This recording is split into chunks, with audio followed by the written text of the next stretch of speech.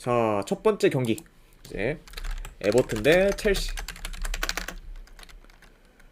자, 우선 이제 에버튼 같은 경우에는 주전 미드필더 한 명이 결장. 그리고 이제 첼시 같은 경우에는 최근 라인업과 비교했을 때 지금 큰 결장자는 없는 상황이에요. 자, 다만 뭐 이제 벤치렐, 이제 추쿠메카 등 기존 전력들은 여전히 지금 결장 중인 그런 첼시라고 볼 수 있습니다.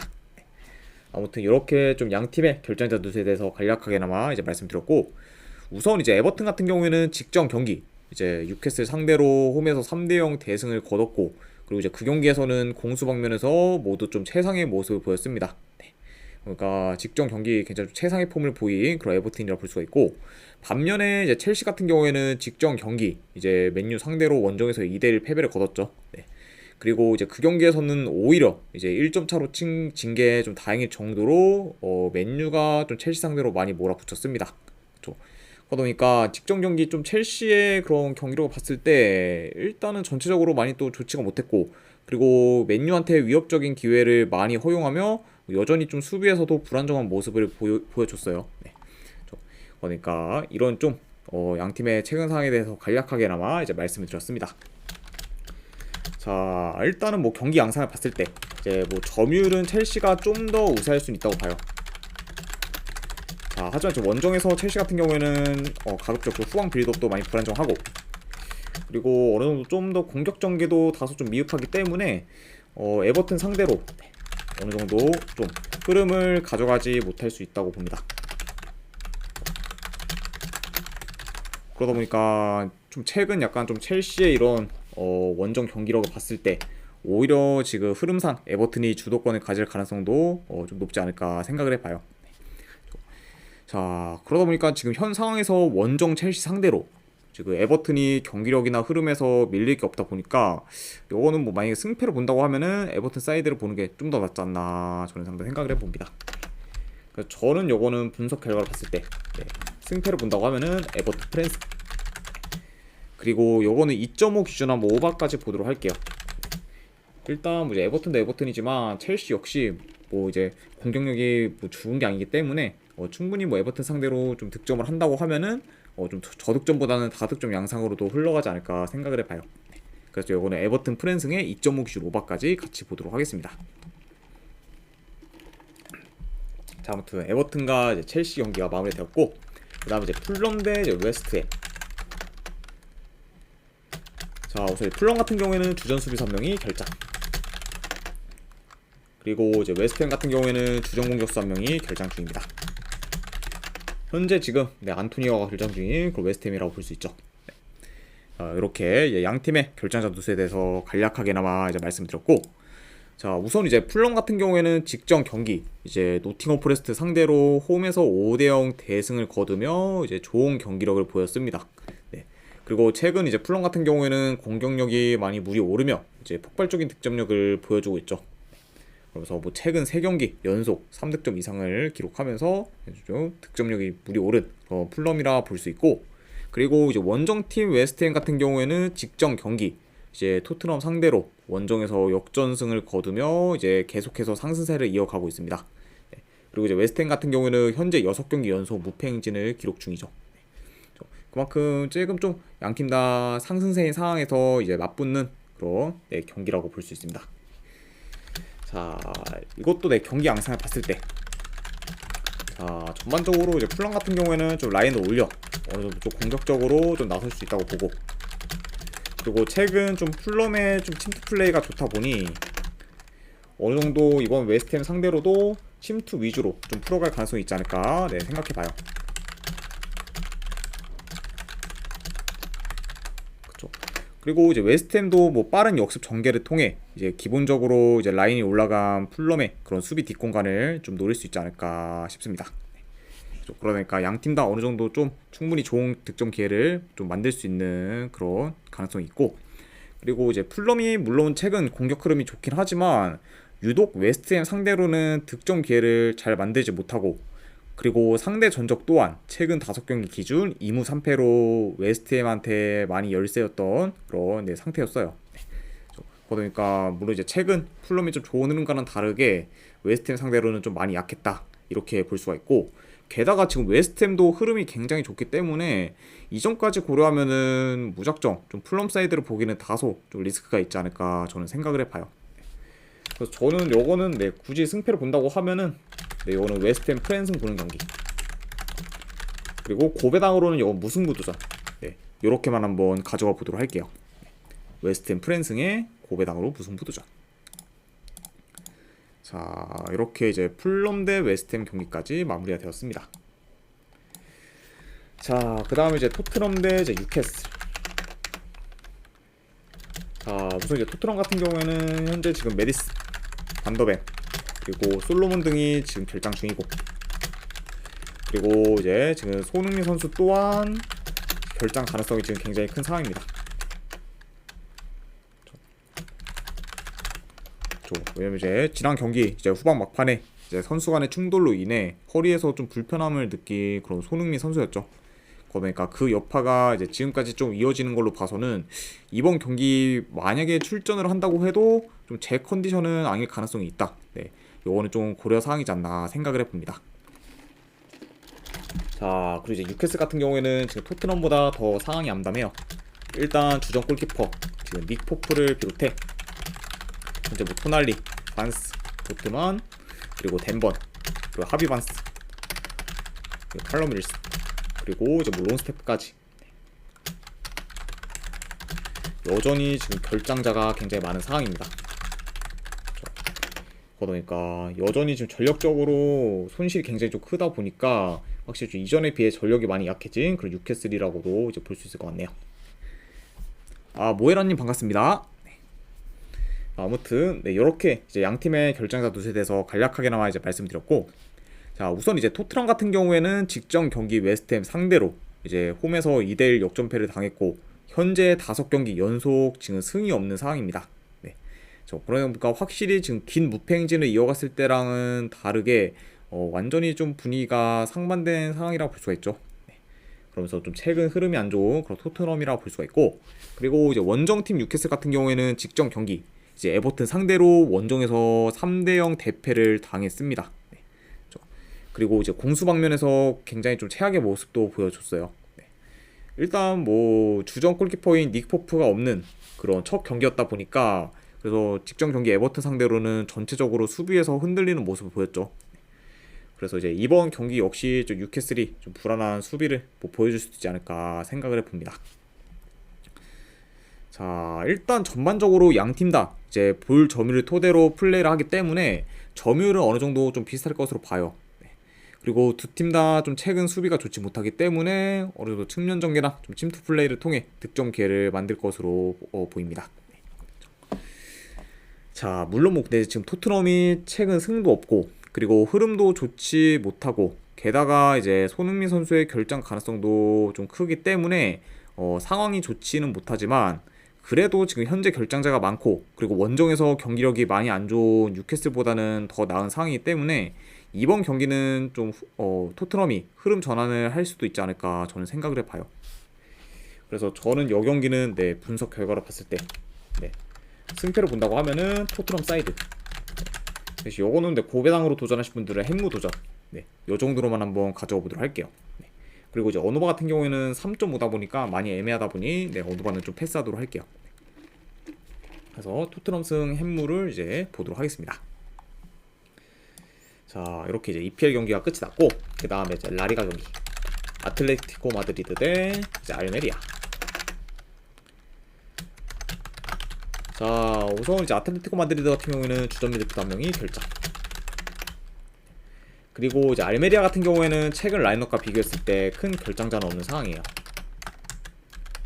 이렇게 이제 양 팀의 결장자 두수에 대해서 간략하게나마 말씀드렸고, 자, 우선 이제 아틀레티코 마드리드는 4연승을 거두다가 이제 직전 경기 바르셀로나 상대로 원정에서 1대0 패배를 하면서 현재 지금 연승 흐름이 끊긴 상황이에요. 물론 뭐 이제 직전 경기 바르셀로나 상대로 아틀레티코 마드리드가 지긴 했지만 그래도 경기력 면에서는 크게 밀리진 않았죠. 그러니까 여전히 굉장히 좀 좋은 경기력을 기대해볼 만한 그런 아틀레티코 마드리드라 볼 수가 있고, 그리고 이제 원정팀 알메리아 같은 경우에는 아직까지 리그에서 승이 없을 정도로 굉장히 지금 좋지 못합니다. 그리고 현재 지금 리그 꼴찌의 위치에 있어요. 일단 뭐 알메리아는 리그에서 현재 15경기를 치렀는데 그 중에 1승도 없는 상태고, 그리고 수비 밸런스가 무너지는 모습을 줄곧 보이고 있어요. 그래서 이번 경기 역시 좀 수비에서 고전할 가능성이 좀 높지 않을까 한번 생각을 해봅니다. 자, 네, 이것도 이제 경기 양상을 봤을 때, 자, 전반적으로 아틀레티코 마드리드가 높은 볼 점유율 바탕으로 오늘 템포 조절하며 경기를 운영할 것으로 보여요. 아이고, 팔순더치페이님 반갑습니다. 네. 그리고 지금 측면 수비가 취약한 지금 알메리아 상대로 어느 정도 아틀레티코 마드리드가 측면 위주로 좀 파고들 가능성도 있어 보입니다. 그러니까 전체적으로 이제 아틀레티코 마드리드가 굉장히 좀 경기를 조율하면서 공격에서도 더 두각을 나타낼 것으로 이제 보일 수 있지 않나 생각을 해봐요. 네. 자, 그래서 뭐 현재 지금 전력, 경기력, 흐름 모두 아틀레티코 마드리드가 우세하다 보니까 이 경기는 그래도 아틀레티코 마드리드가 홈에서 좀 좋은 결과를 만들지 않을까 한번 생각을 해봅니다. 그래서 저는 요거는 승패로 봤을 때 분석 결과는 아틀레티코 마드리드 승. 네, 그리고 1엔드 기준 요거는 마이너스까지 보는 경기. 그리고 3.5 기준은 요거는 오버사이드 보도록 할게요. 네. 아틀레티코 마드리드 승에 마인승에 3.5 기준 오버. 네, 이렇게 한번 가져가 보도록 하겠습니다. 팔순더치페이님 별풍선 50개 감사합니다. 아이고, 팔순더치페이님 별풍선 50개 후원 감사드립니다. 네, 지금 바로 이제 해외 축구 조합분이랑 추천표 보내드리도록 할게요. 네, 잠시만요.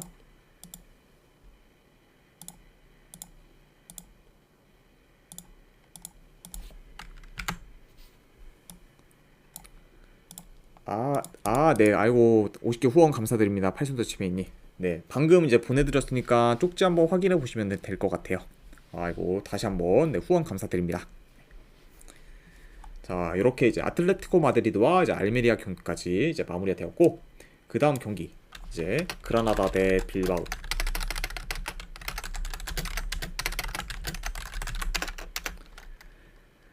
자, 우선 이제 양 팀 다 지금 최근 라인업과 비교했을 때 큰 결장자는 없는 상황이에요. 그러니까 이제 두 팀 다 어느 정도 풀 라인업으로 나올 수 있는 상황이라고 이제 보시면 될 것 같습니다. 자, 우선 이제 그라나다 같은 경우에는 지금 리그 기준으로 봤을 때 이제 3달 넘게 승리가 없을 정도로 흐름이 좋지 못하고 여전히 지금 수비가 많이 안 좋은 편이에요. 그러다 보니까 당연히 지금 성적도 많이 좋지 못한 그런 그라나다라고 볼 수 있죠. 그리고 이제 원정팀 빌바오 같은 경우에는 2, 3일 전에 이제 컵 경기를 치르긴 했지만 그 경기에서는 이제 로테이션 위주로 돌리면서 주전들 관리를 좀 잘해줬습니다. 그리고 현재 뭐 빌바오는 7경기 연속 무패 행진 중으로 좋은 흐름 또한 계속해서 이어가고 있죠. 그러니까 지금 현재 양 팀의 좀 분위기가 다소 상반되어 있다고도 이제 볼 수 있을 것 같습니다. 자, 이것도 내 경기 양상을 봤을 때, 자, 일단 뭐 이 경기는 뭐 원정이긴 해도 빌바오가 좀 더 유리하게 경기를 좀 풀어갈 수 있을 것을 봐요.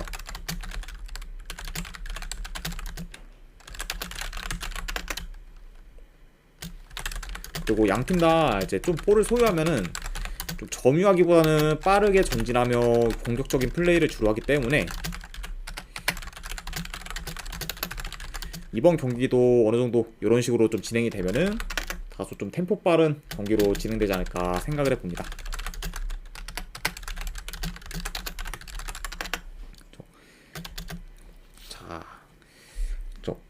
자, 일단은 뭐 이제 두 팀 다 지금 수비가 좋은 편이라 보긴 어렵지만 그래도 그라나다의 수비가 상대적으로 워낙 안 좋고 그리고 수비 뒷공간이 뚫리는 경우가 많기 때문에 공격에서는 빌바오가 좀 더 두각을 나타내지도 않을까 한번 생각을 해봐요. 네.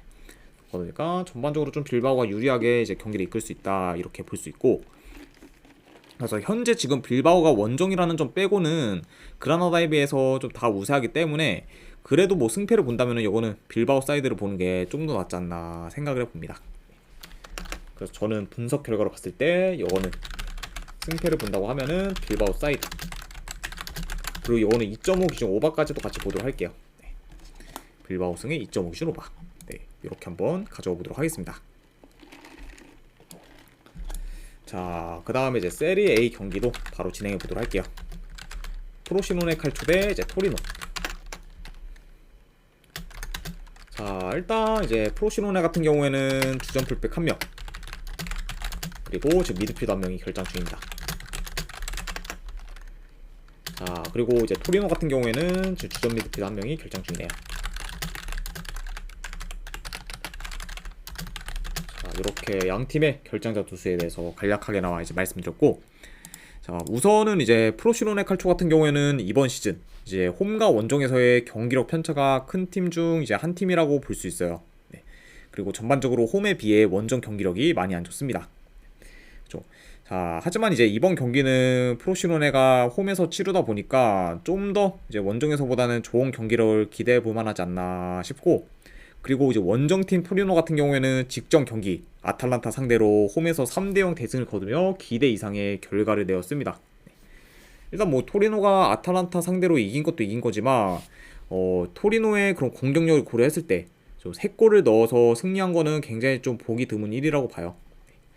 자, 다만 이제 토리노 역시 지금 홈과 달리 원정에서의 경기력은 비교적 아쉬운 상황이기 때문에 어느 정도 좀 원정에서의 그런 좀 저조한 모습도 염두를 해둬야 되지 않나 생각을 해봅니다.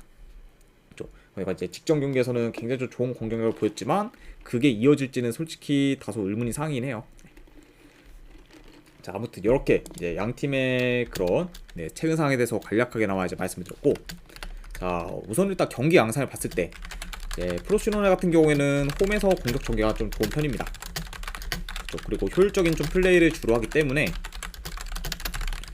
좀 더 약간 홈에서는 공격적으로 좀 자신있게 좀 나갈 수 있고, 그리고 이제 토리노 같은 경우에는 아무래도 안정된 수비를 바탕으로 좀 템포 조절하면서 경기를 풀어갈 것으로 보입니다. 그러니까 전반적으로는 좀 더 약간 적극적으로 공격할 팀은 프로시노네지 않을까 싶어요. 자, 물론 뭐 이제 토리노가 이제 직전 경기 좋은 모습을 보였긴 했지만 이제 그 경기는 홈에서 치러졌고, 그리고 아까도 말씀드렸다시피 홈과 달리 원정에서는 이제 공수 방면에서 전반적으로 다 좀 아쉽기 때문에 직전 경기에서의 그런 좋은 경기력을 이번에도 좀 이어가기는 다소 어려울 수도 있지 않을까 생각을 해봐요. 그만큼 좀 토리노 역시 좀 홈과 원정에서의 경기력 편차가 있다 보니까 요 점도 좀 고려를 해야 되고, 그리고 이제 지금 프로시노네 칼초가 리그 기준으로 봤을 때 이제 홈에서 3연승 중으로 흐름도 좋기 때문에 이런 약간 홈에서의 강점까지 다 고려를 하면은 그래도 이건 승패를 본다고 하면은 프로시노네 칼초 사이드가 좀 더 낫지 않을까 저는 생각을 해봅니다. 그래서 저는 이거는 분석 결과로 봤을 때 승패를 본다고 하면은 프로시노네 칼초 프랜승, 아니면 고배당으로는 이거는 무승부 도전, 요 정도로만 한번 가져가 보도록 할게요. 그래서 프로시노네 칼초 프랜승, 그리고 고배당으로 무승부. 자, 이렇게 이제 프로시노네와 토리노의 경기가 마무리됐고, 그 다음 경기 이제 몬차 대 제노아. 자, 우선 몬차 같은 경우에는 최근 라인업과 비교를 했을 때 큰 결정자는 없는 상황입니다. 그리고 이제 제노아 같은 경우에는 주전 미드필더 1명, 그리고 공격수 1명이 결장 중이에요. 자, 이렇게 이제 양 팀의 결정자 누수에 대해서 간략하게나마 이제 말씀드렸습니다. 자, 우선 이제 몬차 같은 경우에는 직전 경기 이제 유벤투스 상대로 후반 추가 시간에 실점을 하며 이제 아쉽게 패배를 했고, 그리고 최근 3경기 기준 2무 1패로 좀 승이 없는 상황입니다. 그러니까 좀 다소 좀 아쉬운 그런 모습을 보이고 있는 그런 몬차라 볼 수 있고, 그리고 이제 원정팀 제노아 같은 경우에는 3, 4일 전에 이제 컵 경기에서 라치오 상대로 이제 경기를 치렀습니다. 그리고 그 경기에서 이제 로테이션 위주로 좀 기용을 하면서 어느 정도 주전 관리는 잘 해줬다고 볼 수는 있어요. 그러니까 이번 경기 좀 주전들이 출전하는 데는 크게 좀 이상이 없는 그런 제노아라고도 볼 수 있습니다. 자, 이것도 내 경기 양상을 좀 간략하게나마 봤을 때, 자, 일단 전체적으로 몬차가 볼 점유율이 더 우세할 것으로 봐요. 아무래도 이제 몬차도 점유를 통해 어느 정도 경기를 좀 운영하는 그런 팀이기 때문에 아무래도 몬차가 더 점유율이 우세할 것으로 보이고, 그리고 안정적으로 좀 빌드업을 하며 이제 어느 정도 공격 전개에서 좀 두각이 나타나지 않을까 생각을 해봅니다.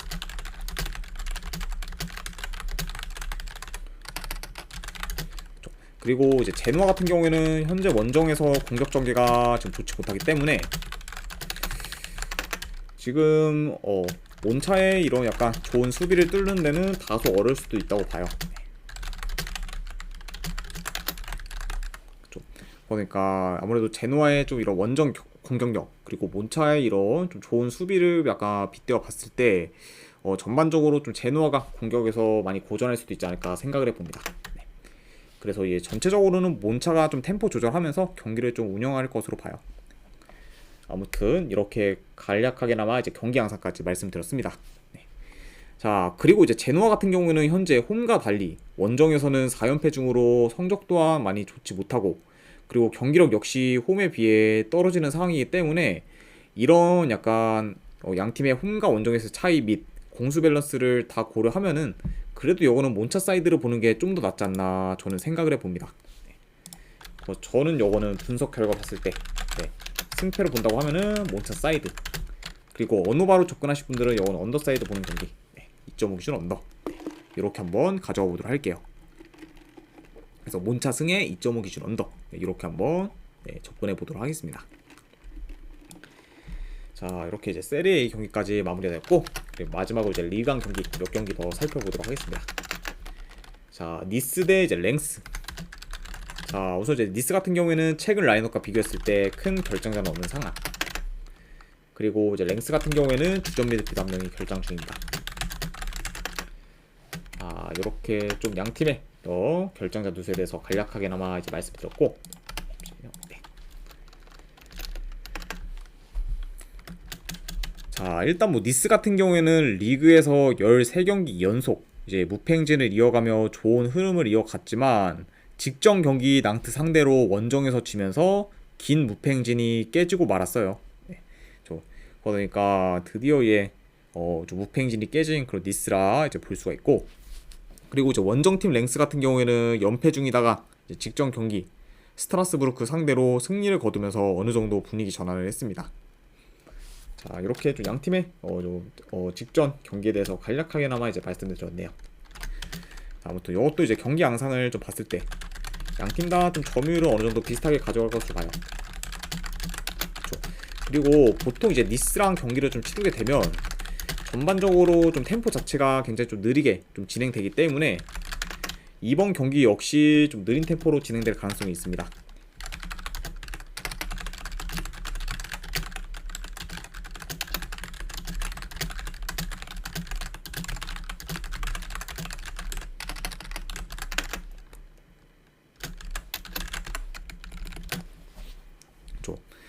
왜냐면은 이제 니스랑 이제 경기를 치를 때는 보통 이제 니스가 주도권을 가진 경우가 많기 때문에 이제 니스의 페이스대로 흘러가면은 되게 좀 느린 템포로 경기가 진행되는 경우가 많아요.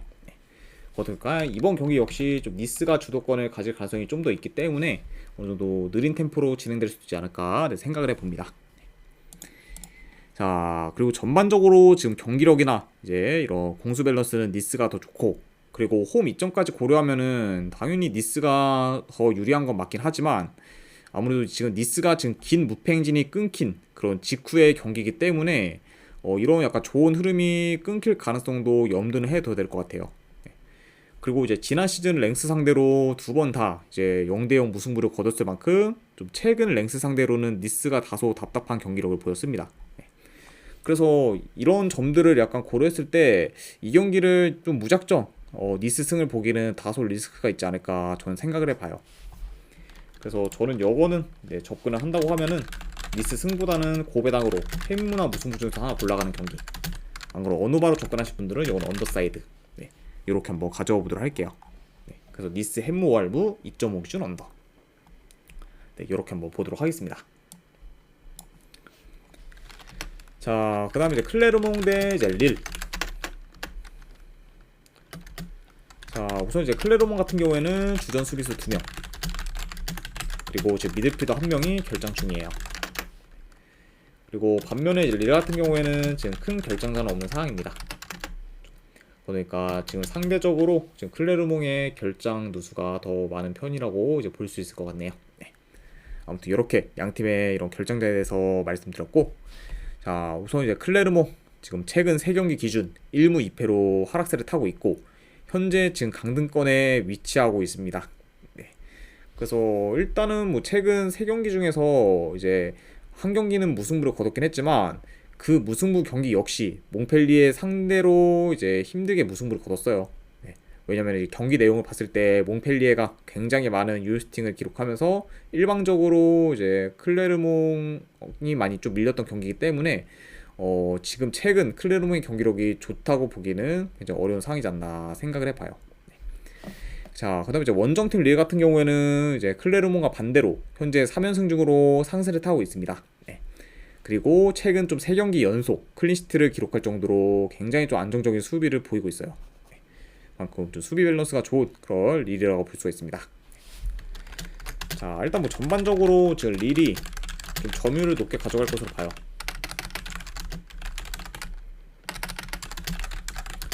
그러면서 좀 자연스럽게 좀 경기 운영을 할 것으로 보이고, 그리고 이제 클레르몬 같은 경우에는 아무래도 롱볼 비중이 좀 높다 보니 좀 전개가 잘 안 되고, 그리고 골 결정력 역시 다소 좋지 못하기 때문에 다소 좀 릴 상대로 득점하기 어려울 수도 있지 않을까 생각을 해봅니다.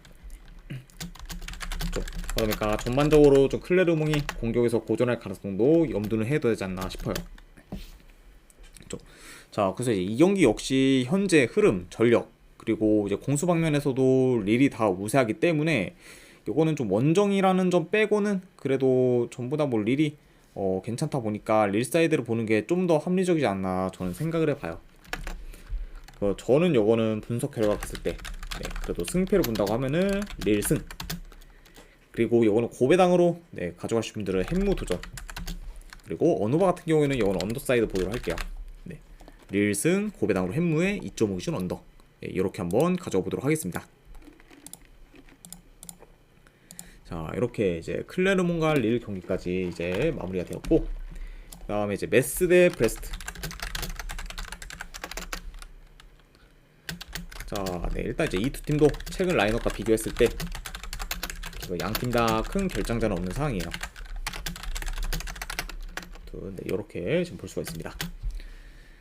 자, 우선 이제 메스 같은 경우에는 직전 경기 이제 릴 상대로 2대0 패배를 했고, 그리고 이제 그 경기에서는 페널티킥을 2번이나 실축하면서 분위기 전환을 못한 채 이제 마무리가 되었습니다. 그러니까 지난 경기 이제 페널티킥만 다 성공을 했어도 충분히 릴한테 비빌 수 있었던 그 메스지 않았나 싶은데, 결국엔 뭐 이제 결과론적으로는 아쉽게 좀 2대0으로 패배를 당했죠. 아무래도 이제 PK를 좀 성공 못 시킨 것도 결국 뭐 실력의 한 부분이라고 생각을 하다 보니까 어쨌든 아주 좀 아쉬운 결과를 낸 그런 메스라 볼 수가 있고, 그리고 이제 원정팀 브레스트 같은 경우에는 2, 3일 전에 이제 스트라스부르크 상대로 경기를 치렀습니다. 그리고 이제 그 경기에서 1대1 무승부를 거두며 이제 아쉽게 연승 흐름이 끊긴 상황이에요. 자, 물론 뭐 이제 브레스트가 최근 이제 원정 경기에서는 몽펠리에 상대로 이제 뭐 3골을 넣으며 승리를 거둔 적이 있긴 하지만, 전체적으로 봤을 때 이번 시즌 브레스트의 원정 공격력은 굉장히 좀 기복이 심해요. 그러니까 이번 원정 경기까지 좋은 공격 흐름이 이어질지는 다소 의문인 상황입니다. 그리고 이제 메스와 달리 브레스트 같은 경우에는 이제 2, 3일 전에 좀 경기를 치렀기 때문에 체력적으로도 지금 메스에 비해 좀 많이 열세인 상황이죠. 그러니까 이런 점을 봤을 때는 오히려 좀 공격 전개에서도 다소 좀 투박한 면을 보일 수 있지 않을까 생각을 해봅니다. 그러니까 이 경기는 솔직히 약간 좀 저득점 양상으로도 흘러갈 가능성이 있어 보이고, 그리고 현재 좀 체력적으로나 그리고 원정에서의 그런 경기력적인 기복을 보이는 브레스트 사이드를 보기는 다소 좀 애매하다 보니까 이거는 그래도 좀 메스 프렌스 사이드를 보는 게 좀 더 낫지 않나 저는 생각을 해봐요.